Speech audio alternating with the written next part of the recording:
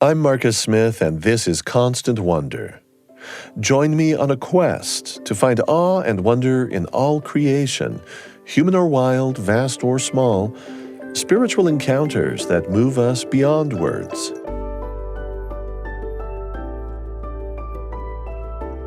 Mapping and sequencing the human genome was an unprecedented, mind-boggling scientific accomplishment. It took 13 years and remains the single largest collaboration ever undertaken in biology. The Human Genome Project was led by Dr. Francis Collins, who for a dozen years was director of the NIH, the National Institutes of Health, the primary agency of the U.S. government responsible for biomedical and public health research. Collins first gained prominence as a geneticist back in 1989 when he was leading a team hunting down the cause of cystic fibrosis, or CF. That team's goal was to find the specific genetic mutation that causes the disease. That seemed incredibly out of reach, and most people said, this is foolhardy. You're never going to be able to succeed at this. It's too much of a needle in the haystack. But succeed they did, and life turned around for thousands of people with cystic fibrosis. Before the discovery of that mutation, a discovery which turned out not to be out of reach, and before a drug treatment became available thereafter in 2018, fighting CF meant that parents had to pound vigorously on their children's backs every day.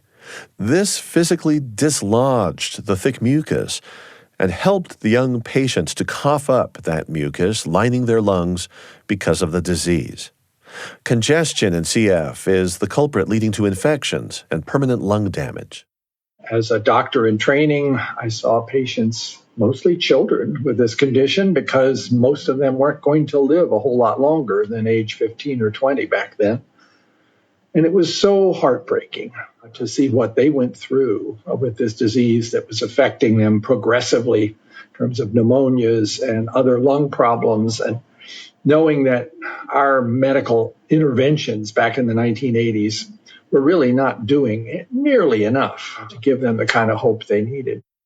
Most young people with cystic fibrosis struggled through childhood, through adolescence, oftentimes with hospitalizations that came along rather suddenly, always keeping a bag packed in case they got into significant respiratory trouble. And each hospitalization generally made the recovery long, and you didn't quite get back what you had before. And bit by bit, you could see lung function deteriorating, and you could map out what the likelihood was of survival, and it didn't look good. So it felt like something that ought to have an answer, and it was clearly a genetic disorder, but we didn't know what gene was involved, and we didn't have enough information really to guess. Francis Collins would link up with some talented scientists, and they were successful. His feelings at the moment of discovery typifies Dr. Collins's approach to science. Ultimately, in 1989, there was the answer, and boy, it was a moment of awe. Finding just 3 letters of the DNA code, a CTT, that was missing in most individuals with CF. Dr. Collins regularly describes how wonder and awe are woven right into the fabric of the work he does as a scientist. For that reason alone, we've always known he would be a great fit for Constant Wonder. But we're actually going to expand beyond the mere matter of intellectual, scientific astonishment. We're going to have a wide-ranging conversation with him, exploring multiple things that make him tick, and even some situations that have caused him grief. Because of what he personally stands for, we're going to fold in parts of his personal faith journey, which have dovetailed with his scientific sense of wonder. And I'm not quite done yet. We'll also want to take his pulse to get a sense for the vital personal motivation that he has needed while he has been in national leadership in public health over the last several difficult years. But we're not quite done with the story of cystic fibrosis, or CF. Let's go back to that moment of finding the cause of the disease, that proverbial needle in a haystack. We had the experience then of glimpsing something that no one had known before, but also the opportunity to be hopeful about how that might change everything for individuals with CF and their families. It was 30 years in development from the time the genetic cause was isolated. But as of 2019, there is now a drug therapy for people with this genetic anomaly. The first function the therapy performs is to thin the thick mucus in the lungs, and the result is nearly immediate. Within a couple of days, everything is changing. They're having the opportunity to clear up all of this terrible infection that's been in their lungs. They call it the purge, where all of this infection is getting cleared out. After needing to have their backs thumped every day to expel thick, sticky sputum, the patients suddenly cough up, well, if this isn't too graphic, one patient estimated it was at least a cup worth of the stuff in 24 hours. And she said, after just 8 days, I felt like I was breathing from new lungs and running around wearing rocket boots. Their appetite comes back because most of them are very undernourished. And they realize, hey, I just climbed a whole set of stairs and I didn't have to stop in the middle and take a breath. And then beginning to realize I had kind of limited my ideas of what I wanted to do with my life. The whole horizon just opened up about families, about jobs, about all kinds of adventures that they had deprived themselves of. And now it's all there. Yeah. And hearing those stories for somebody who dreamed of that back in 1989, it's just exhilarating to see it's possible. Here we are, more than 30 years later, with a drug therapy that is absolutely magical, I might even say miraculous, brings these individuals with that deleted CTT into a place where they're now living pretty close to a normal lifespan and planning retirements instead of early funerals. What a joy it is to see that all coming together.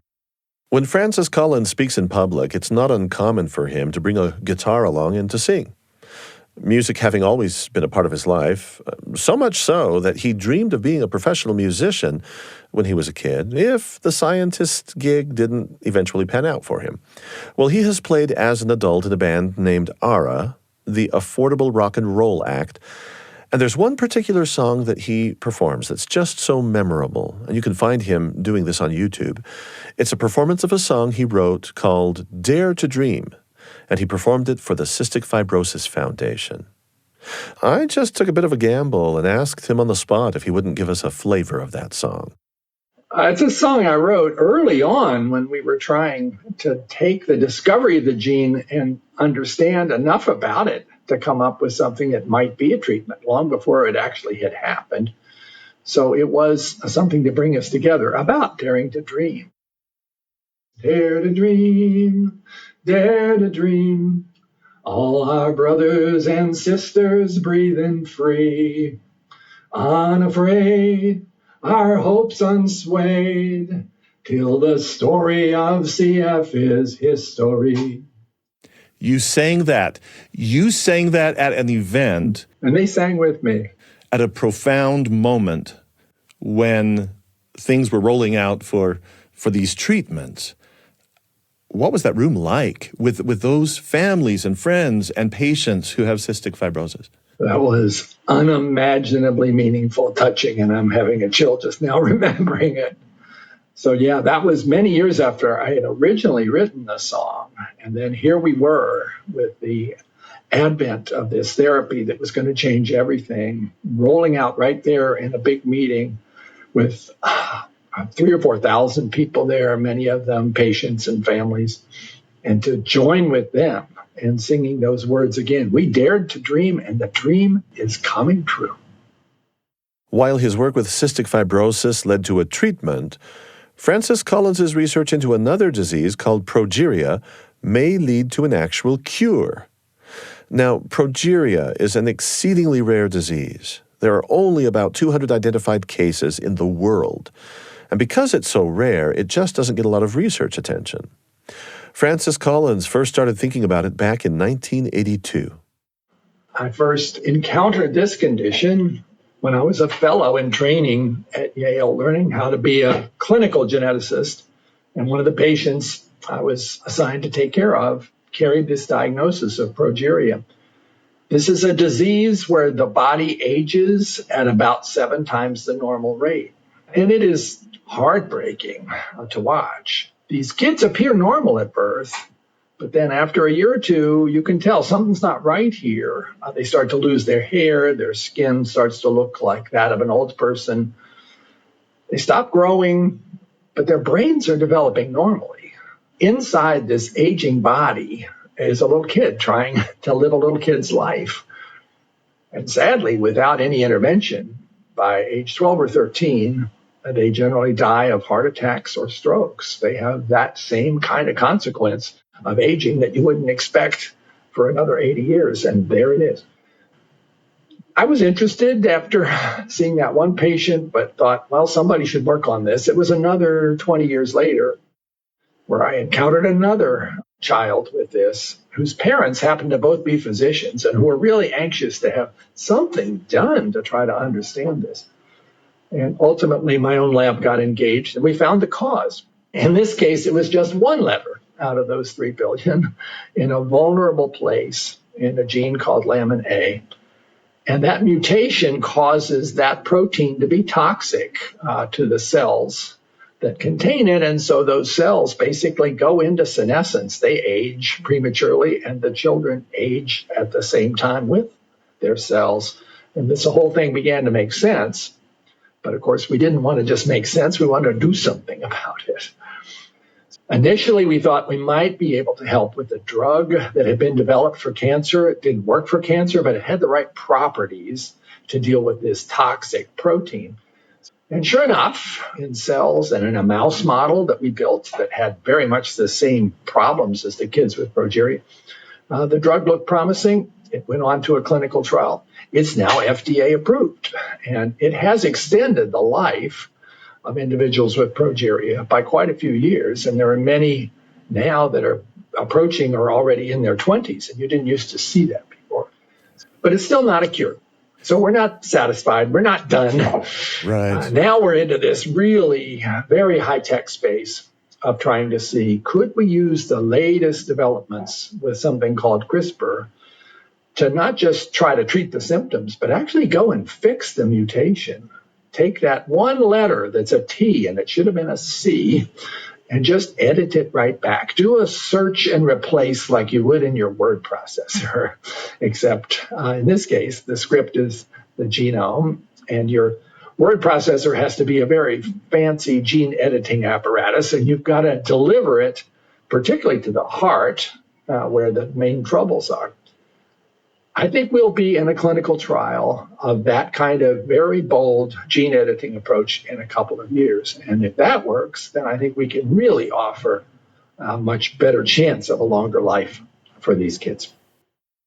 When you think back for just a moment on how a research scientist like Dr. Collins felt upon the discovery of just a tiny fragment of DNA, just a couple of disease-causing typos, well, how's a scientist going to feel upon the successful completion of that nearly unfathomable project of sequencing the entire human genome? Maybe it's hard to imagine what a script of 3 billion letters is really like, because we kind of get numbed to numbers once you get much past 1 million. Well, imagine that you printed out your own genome, which you have inside each cell of your body. And it has this language of DNA, which has basically got just 4 letters in its alphabet. They're actually chemical bases, and they're abbreviated A, C, G, and T. That's all. 3 billion of those specifies everything you need biologically to build a human being from a single cell. And we all once were a single cell, and that was the script that had to make this all work. So if you printed it out, and let's be fair here, with reasonable font size and reasonable margins and reasonable paper that has reasonable thickness, and you just pile that all on top, page after page after page of your 3 billion letters, it would be about the height of the Washington Monument right here in D.C. Imagine that. It's just astounding. And every time the cell divides, you have to copy the whole thing. And you do that in a matter of a minute or so. It's astounding, the complexity and the beauty. We're back to awe here, aren't we? Think about the brain itself, Marcus. Our brains are made up of about 86 billion neurons inside your skull there, each one of which has, on the average, about 1,000 connections. And that 3 billion letter instruction book when you were one cell had to have all that specification in there somehow to make that happen. And have you result in an individual with consciousness and a sense of who you are and the ability to do amazing things intellectually. All of that had to be somehow written in that code that we now have in front of us because of the Genome Project. To chase down this much information, the Human Genome Project enlisted a team of 2,400 scientists in 6 different countries. Everybody from bioengineers to robotics experts to computer scientists to geneticists, a remarkable and diverse team of experts. Francis Collins had what we might call a front row seat in history, but that could be taken as though he was a mere spectator. Far better said, he was in the driver's seat. He bore responsibility for the entire effort. Now, far from him just chalking up this monumental achievement to intellectual and technical competence, international cooperation, the funding required, the fortune of great timing, all the usual factors that we like to tally up when offering congratulations for a historic scientific discovery. These are not the only factors Dr. Collins thinks about as he looks back. He also has a decidedly spiritual take on all of this. Sometimes I think the public thinks that science takes the awe away from things because it clears up mysteries by explaining them, but not at all. It adds to the awe when you realize just how complex and beautiful God's creation is. Some would say, oh, that sunset, it's gorgeous, but the scientists are trying to make it less awesome by explaining it's all about Rayleigh scattering. And I'm not there at all. I'm like, this is a signpost to something really important. I do think awe and beauty are parts of human existence that we should take with great seriousness. They're connecting us to something that we can't maybe quite put our finger on that goes beyond a purely materialistic explanation. The physicist and priest John Polkinghorne writes about this and says that he agrees that beauty is calling to us and awe is calling to us in a way that really can't be turned into some purely naturalistic explanation or called, as he says, just epiphenomenal froth on the surface of an uncaring universe. Oh no, oh no. And for me as a scientist who gets to study life, and to read for the first time the 3 billion letters of the human DNA instruction book, talk about awe, seeing that emerge and knowing that it's going to take us centuries to understand it. I think the laboratory is a place of awe. It's also a cathedral. It's where we get to uncover awesome findings that give us a glimpse of the Creator. Francis Collins is author of a new book titled The Road to Wisdom on Truth, Science, Faith, and Trust. In just a moment, we're going to hear more about this eminent geneticist's willingness to characterize the laboratory with its tools like microscopes and beakers, test tubes and centrifuges as a place of awe, even a cathedral. As it happens, Collins is very well known for having taken a 180-degree turn away from atheism, and that's a story that interweaves his scientific endeavor with his religious awe. Coming up right here on Constant Wonder, I'm Marcus Smith.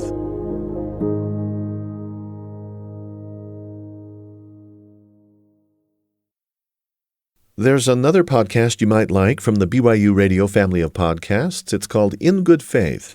Stephen Camp Perry is the host. He visits with people of various faith traditions. These guests are generous and compassionate and share in their own words firsthand experiences of their faith, hope, and belief. It's a chance to deepen our collective understanding of what it's like to live a spiritual life. And by the way, Stephen has a global perspective. He has cultivated that over a lifetime of travel, and that enlivens every conversation he has. In Good Faith, an inspiring journey Be sure to listen wherever you get your podcasts. We now return to Constant Wonder. There are many YouTube videos of Dr. Francis Collins recounting his religious conversion. Over a decade and a half ago, he organized a nonprofit foundation, a Christian advocacy group called BioLogos, with a mission conveyed well in the slogan, "Faith and Science Working Hand in Hand." You may very well have heard of his book, The Language of God, in which he reflects on the achievements of the Human Genome Project, right alongside his considerations of matters of personal faith. It very much felt to me like this is not just a moment of a human achievement. This has all kinds of other significance, even theological significance. We have had the chance now to look at this script for human life. If we are in the image of God, this is the language of God that we are actually able to unveil. It wasn't Francis Collins, though, who first pushed that phrase, the language of God, out into the public eye in connection with the human genome. It was actually President Bill Clinton's speechwriter who was crafting words for the president to give in celebration of the project's success. When the speechwriter suggested that the president might want to include some reference of that sort, and the speechwriter thought maybe I would be uneasy, I said, "Oh, I love this, by all means." And I think some people were a bit surprised, including some of my scientific colleagues who don't necessarily share the same beliefs that I have. But it seemed right at the time, it seems right now, to be able to make that acknowledgement. This is bigger than just us. And that is a kind of perspective that we are so keen on exploring in every episode we can. And you got there while you were in medical school.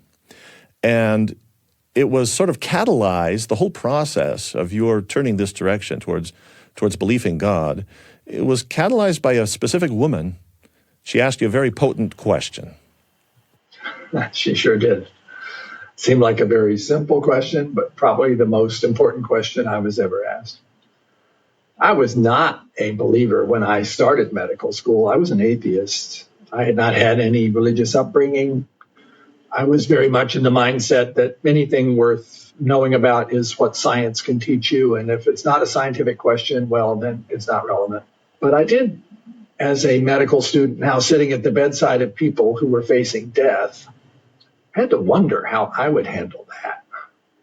My atheism was feeling a bit thin at that point, but it was still my worldview, and I was uneasy about changing that or even thinking about changing that. And then this wonderful elderly woman who I was assigned to take care of, who had really terrible heart disease and was having a crisis almost every day that we weren't helping much with, she would pray through those crises. And when the crisis had passed, I would ask her, "How are you doing?" And she would say, "My faith in Jesus got me through this. I'm not afraid of whatever is coming next. Jesus is right here with me." And I would sit there somewhat embarrassed and unable to know what to say. And she finally called me on it. She said, "You know, doctor, I keep sharing my faith with you, but you never say anything. What do you believe?" Just like that. Straight out. What do you believe? I'd never been asked that. And I realized to my deep alarm that I had no answer at all.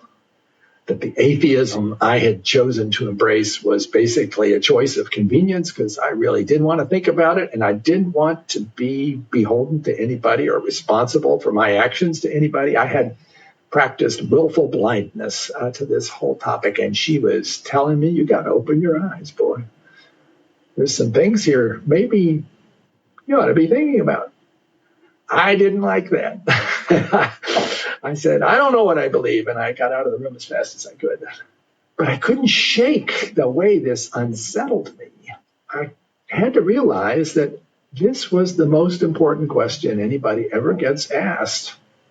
And now it had been asked, and I'm a scientist who's supposed to take serious questions seriously and examine the evidence, and I'd never done that. I assumed there wasn't any, that people who believed were just people who had somehow been brainwashed as children, or maybe they had some emotional experience, but I didn't think that was any rationality that was possible here. But I figured I better find out. And over the next 2 years, I got totally shocked and surprised by the fact that the evidence in favor of belief and the evidence supporting the life of Jesus Christ, including his death on the cross and resurrection, is not just a nice idea or a myth. There is this incredible strong record both in the Bible and outside the Bible. And in fact, some of this evidence from science itself about how the universe is put together that cries out for a creator who must be an amazing mathematician and an amazing physicist.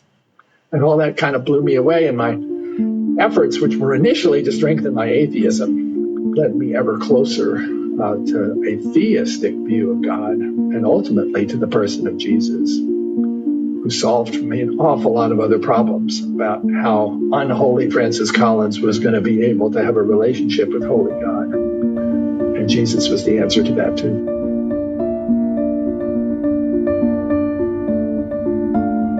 Francis Collins maintains that his MO during this grand recalibration of his was an evidence-based approach. No real surprise there, coming from a trained scientist. Go after questions empirically if you possibly can. So in addition to the awe and wonder that I cannot question he genuinely feels when he contemplates something as incredible as, say, a single human cell with 3 billion pairs of nucleotides of DNA, well, I wanted to know if he could say that his faith in something just as seemingly impossible, I'm talking about God, was settled, maybe in the same way that people will sometimes say settled science. In the answer he gave me, he referred to studying quantum mechanics, which he did when he was getting his PhD. That was before he decided he wanted to spend more time with people, becoming a medical doctor, specializing in genetics. Not many people are that ambitious. So, this business of a settled faith. It's a great question. I became a Christian at age 27. That has been a rock upon which I've been able to stand through some stormy seas. Not that I have not had doubts. I've had plenty of those where something comes along that I hadn't really quite thought about, and it seems inconsistent with what I thought faith was about. But many times those doubts are then a signpost to the need to dig a little deeper in an area that you hadn't really spent much time on and try to understand how that can all fit. Some of those appear to be conflicts between faith and science, but I've never found a place where those cannot actually be resolved. And that's what I wrote about in The Language of God, and also which is now the focus of the BioLogos Foundation that I had the privilege of starting quite a few years ago. So is it settled? No, I'm on the road. I'm still learning. I'm still praying on a regular basis for wisdom because I don't think I've got enough. I'm still depending on the truth of James chapter 1, verse 5, which says, if any of you lack wisdom, let him ask of God, who gives to all generously and without reproach, and it will be given. Okay, I'm going to keep on asking because I need a lot more of that. But in terms of the framework, in terms of my belief in the person of Jesus and in the literal resurrection from the dead, that seems rock solid to me. That's right in the center of who I am. So one of the reasons we started a podcast called Constant Wonder is because that wonder, that constant journey, is very much like what you describe on the road of faith, that we are pursuing ultimate questions that are very important to our morality and to our worldview and to how we raise children and how we shape society and ultimately what might happen to us after death. This next question I have for you, it's not because our podcast tells a lot of conversion stories. And as I've already mentioned, you're all over YouTube telling your story, and you've written books about it too. So follow me if you can on this question. Is the quality and the character of the awe for the universe, for the mathematical precision, for the study of everything down to quantum physics? Is the quality of that awe that you as an atheist may have seen in the universe the same beauty that you now see in creation with a God? It was beauty. It was awe as an atheist. My focus was in quantum mechanics. I could get really excited about the beauty of a second order differential equation because that's a lot of what I spent my time on as a PhD student. But it was a different, somewhat narrower kind of awe and beauty. It was purely on the basis of a naturalistic approach. It was like appreciating the beauty of a painting without knowing who the author was. And I think all of us, when you really get into a place of admiring a painting or a piece of music, you want to know who wrote this, who painted this. I was considering those questions out of order when I was admiring second order differential equations. And then coming to be a person of faith and seeing behind all of this complexity and beauty and elegance, whether it's the far-flung galaxies that we now see with such incredible beauty in the telescopes that have recently gone out there, or whether it's the intricacies of the inside of a cell or the beauty of DNA when you admire it down the barrel of the double helix, it looks like a stained glass window. That all carries a whole nother layer there of awe and beauty and a sense of connection that sort of admiring a second order differential equation now in retrospect seems impoverished, like missing something really crucial. Far-flung galaxies are one kind of focus for wonder. Microscopic enemies that led to a virulent pandemic right down here on Earth are quite another. As much as Francis Collins may experience awe through his work in genetics or feel inspired because of religious events or experiences, in most recent years, he has found himself at the center of scientific and political controversy, and as close as anyone likely could ever be to the crosshairs of a culture war. As director of the NIH, he was one of the most visible leaders of the COVID response team for the entire country. And as you no doubt remember, national policies and approaches to fighting COVID were not universally well received. In just a moment, he'll explain for us how a manager at a trucking company in Minnesota helped open his eyes to what he could have done better. Dr. Francis Collins is author of The Language of God, former director of the NIH, founder of BioLogos, and most recently of interest to us is his latest book. It's titled The Road to Wisdom, on truth, science, faith, and trust. I'm Marcus Smith for Constant Wonder.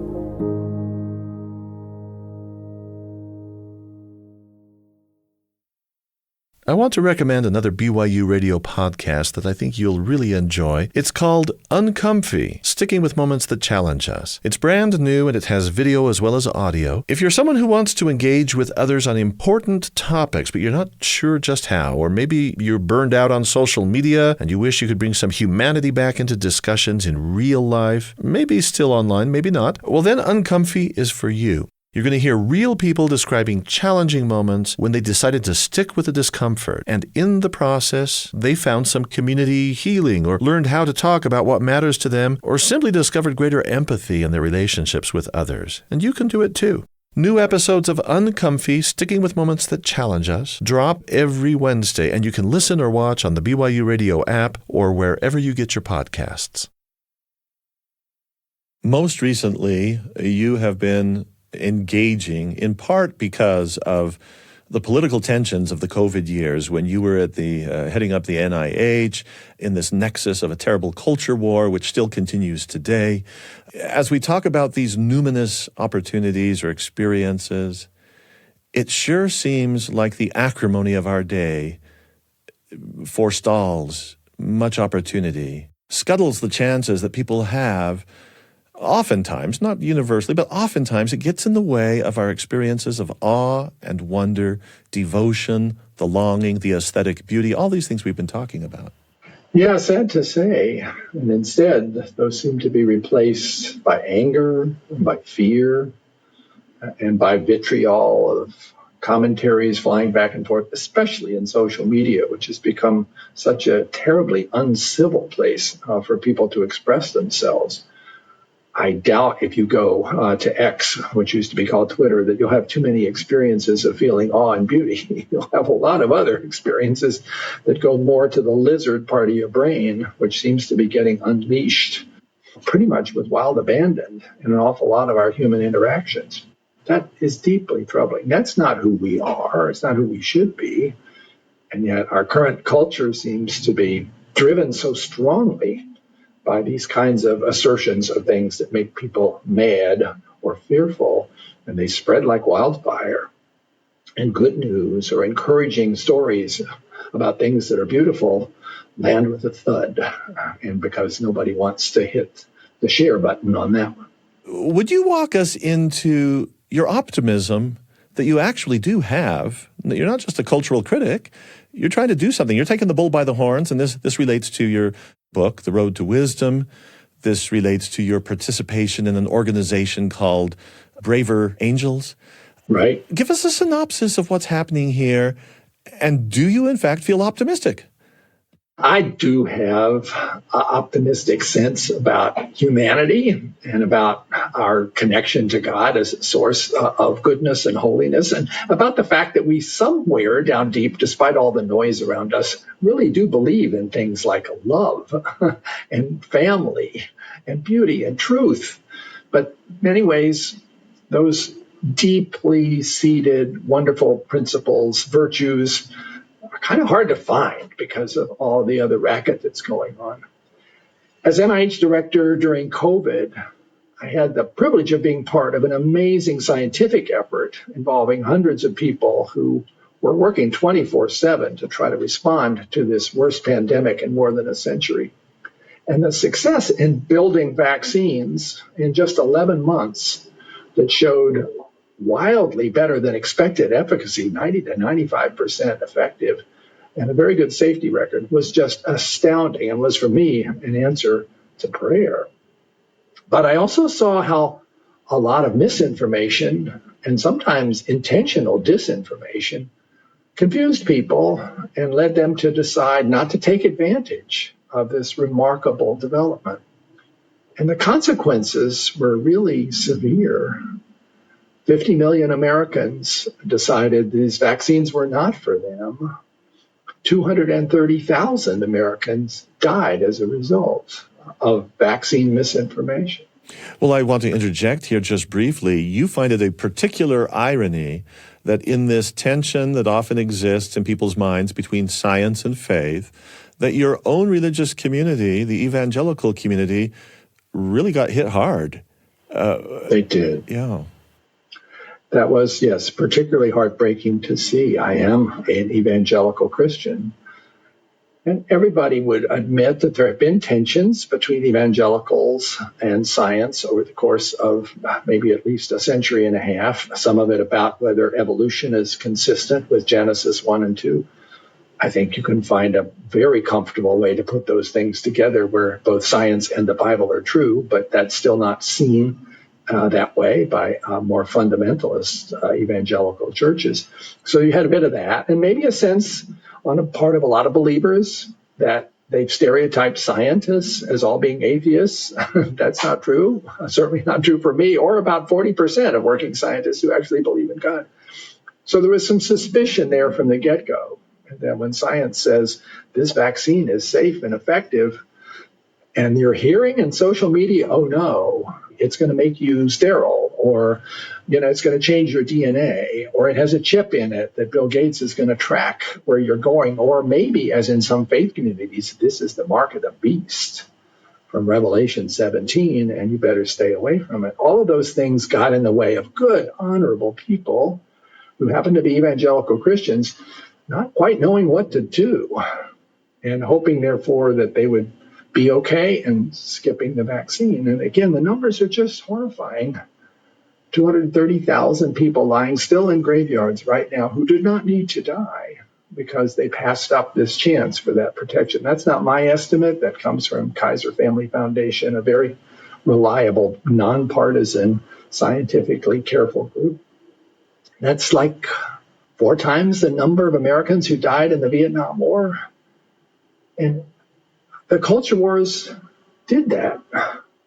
So watching that, Marcus, I just felt like I can't imagine how this most technological of all countries could be in a place where the truth, the scientific evidence, got so pushed aside by rumors, false information, sometimes really wild conspiracies, and caused people to lose their lives. And if there's anything I can do, if I have any credibility here as a scientist, as a believer, as somebody who's been a bit in the public eye because of these various roles I've played, then I want to try to use that credibility to do something to point out the dangerous path we're on and what we need to do about it. Now, I readily acknowledge that there's still ample disagreement in society at large and also among medical researchers about all the various issues that could become lightning rods in a pandemic. I'm talking about issues ranging from the efficacy of medical and public health interventions to public policies that would be most necessary, equitable, and bearable. But the point Dr. Collins has been trying to make in his public speaking and his writing, I don't think there's any real disagreement here, is that given the many, many divisions in this country, he would like to see us all do better in sitting down to talk with people who have drawn very different conclusions from our own, people who have starkly different opinions. Some people call this having a crucial conversation, and it's just not something we like to do with people that we perceive as enemies. But Collins has had one of these conversations with somebody named Adam Wilk Wilkinson. It happened at an event sponsored by Braver Angels. So Braver Angels got founded in 2016 by 2 activists and a marriage counselor. And this sort of is framed as marriage counseling for our country. They were perceiving this steady worsening of divisiveness, of people getting so polarized that you not only didn't agree with another person's perspective, you actually concluded they were evil because they didn't agree with you. And to be honest, we can see that's been happening. And it happened with an accelerated pace, it seemed like, during COVID. So Braver Angels exists to try to be an antidote to that by providing frameworks where people with very different views about a particular topic, maybe it's public health and COVID, or maybe it's abortion, or maybe it's gun control, or maybe it's something about education in the schools or genders. And they bring folks together with a moderator who keeps things from becoming personal. You can express your view as frankly as you want to, but don't attack the other person. But it also insists that you don't just talk, you listen. And you listen not just to plan your snappy response, but you listen to understand. You listen so well that you can speak back to that person what they said, and they will say, yes, that's what I said. It does sound like marriage counseling, doesn't it? I've been involved with Braver Angels now for 2.5 years. I have learned a lot from those formats, and I've learned to understand perspectives of people who, when I first met them, and Wilk Wilkinson was one of them, I thought, well, I can never get along with this person. He's spouting all kinds of things that are just totally wrong. Well, now, 2.5 years later, after spending a lot of time with Wilk, he had some good points. I still think he's wrong about a bunch of stuff, and he thinks I'm wrong about a bunch of stuff. But we're good friends who would be happy to spend some time at the bar chatting about this and that, and continually trying to sift through why we have different perspectives about important aspects of COVID and public health. But we've learned from each other. That's what we need more of. And Braver Angels is a good model. They have 100 chapters around the country. If people are listening, go to their website. You can probably find one that's not far from you. Volunteer, get engaged, be part of this. So what did Wilk actually have to offer you that you could say, hey, he might have a point? What are some of the specific things that, I'm assuming he was an anti-vaxxer? Actually, he was not a rigorous anti-vaxxer. He was very skeptical about the way the information was presented about the COVID vaccines and whether they were really safe and effective. But he was not fundamentally opposed to the idea of vaccines. And he did ultimately end up getting vaccinated himself, as did his family. He runs a trucking company in Minnesota. I think the things that he was most upset about, and which I now understand a lot better, were how the public health recommendations during COVID were applied pretty much one size fits all across the whole country, when his small community in Minnesota was very different than New York City or Washington, D.C., and nobody was actually trying to take account of that. He was also pretty critical about the way in which communications about things like masks were put forward, that it wasn't really clear, why are they saying this? And then why did they say something different the next time? And he was also very critical of mandates, which he thought just simply added to public resistance and never should have been put forward.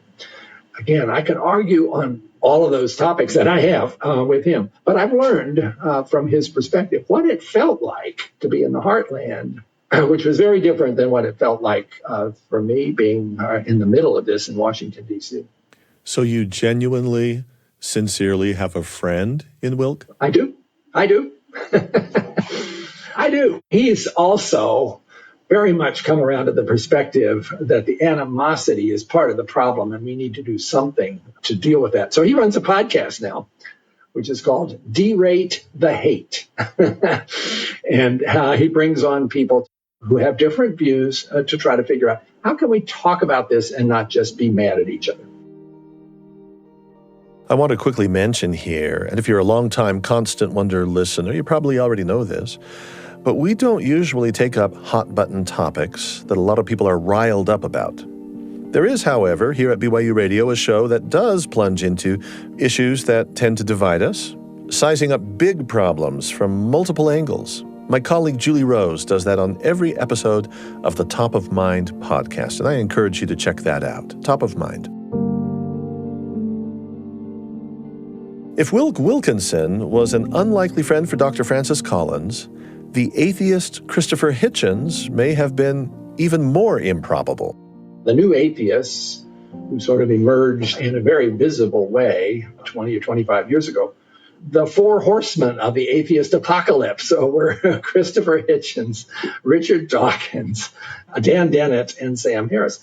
I got to know all of them except Sam Harris pretty well. Hitch was a character, and he was incredibly clever intellectually, and he was a devastating critic of anybody who said anything that suggested they might actually believe in God. He knew the Bible better than a lot of Christians did, so he could do a pretty good job there of demolishing a lot of unprepared defenders of the Christian faith. And I watched him do that at a particular debate in front of a bunch of undergraduates way back when. And he was astoundingly good at this. And then I ended up at a dinner right after that, and there was this opportunity for the people at the dinner to ask Hitch questions. I'd never met him personally before. And so I asked him the question, so how is it if you're an atheist that you can consider the meaning of something like good and evil? Is that just an evolutionary construct and it doesn't really have any meaning? Have we all been hoodwinked into believing that morality actually means anything? And after a couple of scotches, he quickly said, well, that was the most silly, naive schoolboy question he's ever been asked by anybody. And he was appalled that Francis Collins would ask such a question, and he wouldn't deign to answer it. And I later found out that's the one question he hates. So that was the response. And so I could have been insulted, but I was like intrigued. I guess this is sort of something I have always tried to do when somebody is like really in a different place, is to try to figure out where is that coming from, and maybe I could learn something here. Well, the Bible says iron sharpens iron, so you should go and put yourself in front of some iron now and then. That might not be fun, but it might teach you something. So he and I got engaged in conversations. After that, I certainly got a better sense of where he was coming from. I could also see some places where his arguments weren't as strong as he purported them to be, just because he was so incredibly good at debating. And then he got cancer. And I heard about that, and I reached out to him. He had already stage 4 esophageal cancer, something that you would not expect would lead to survival for more than a month or two. We got him engaged in a clinical trial that involved sequencing the DNA of his cancer to see if there was some clue there about what might actually work as far as a therapy. And there was a clue. And so he got onto a therapy that otherwise would never have been used for esophageal cancer. And I think it did help by giving him some more time, but not enough. During his last year or so, I spent a lot of time chatting with him about his cancer, but mostly about other things. And he knew so much about so many things. And of course, we talked about faith. I don't think he ever changed his mind about faith, but he became a lot more respectful about that. And he knew I was praying for him, and he didn't tell me not to, although he was quite sure no one was listening.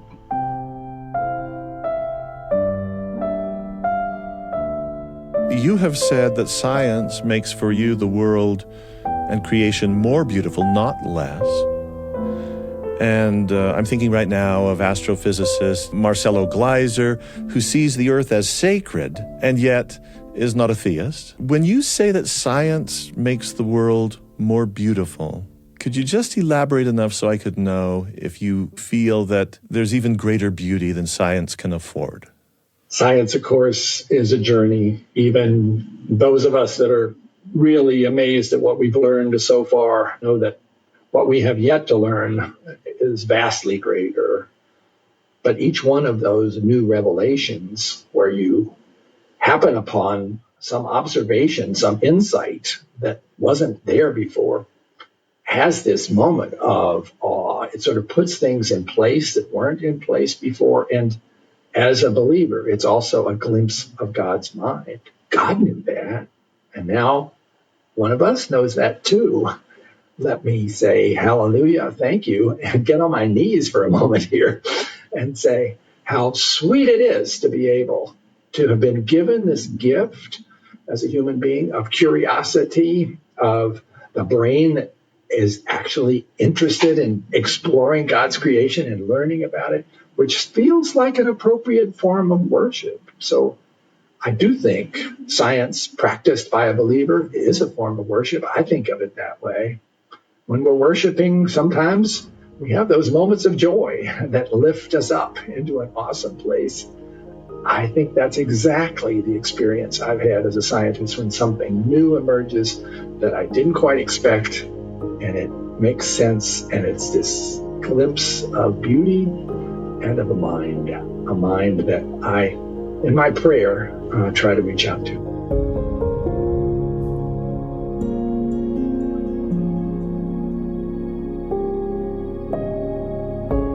Dr. Francis Collins was the longest-serving director of the NIH for 12 years. In 2022, he stepped down from that post and became a distinguished investigator at the NIH. He's also founder of BioLogos, and his most recent book is titled The Road to Wisdom, on Truth, Science, Faith, and Trust. This episode was produced by Tenery Taylor with help from Lily Jensen. Sound design by James Call. If you haven't checked out our new podcast for children called Constant Wonder Kids, you ought to go find that right now on all major podcast platforms. Here's what we've done. We have taken some of our favorite conversations about the world and edited them down just for elementary schoolers. The first season is all about animals. We actually think your whole family will have fun listening to these short 12 to 15-minute episodes. Check out Constant Wonder Kids, which, just like Constant Wonder, is a production of BYU Radio. Now, Francis Collins sang on the spot for us earlier in this episode, a line or two from his song Dare to Dream, but that was without his guitar.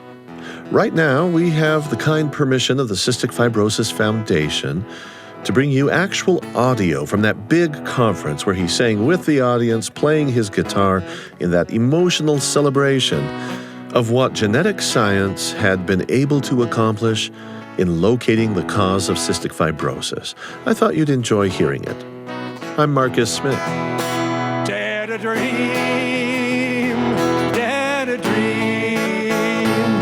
All our brothers and sisters breathing free, unafraid, our hopes unswayed. Build a story IVF is history. Do that one more time. Dare to dream.